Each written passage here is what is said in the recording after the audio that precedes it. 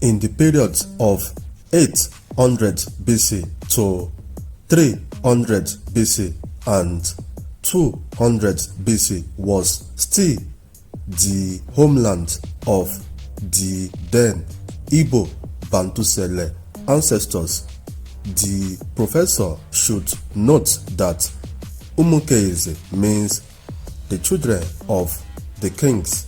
Umunkeze, now Nigeria, east, north, and south of Uwari.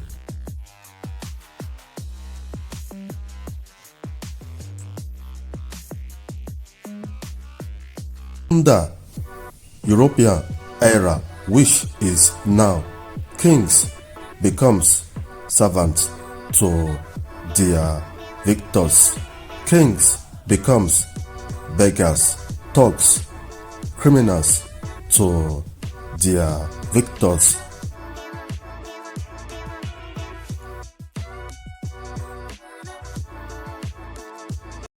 Kings sell themselves so cheap in the name of fame and money. Kings becomes strangers to themselves. Kings act like their victors that oppresses we beings. It's because they are owls that refuse to think properly.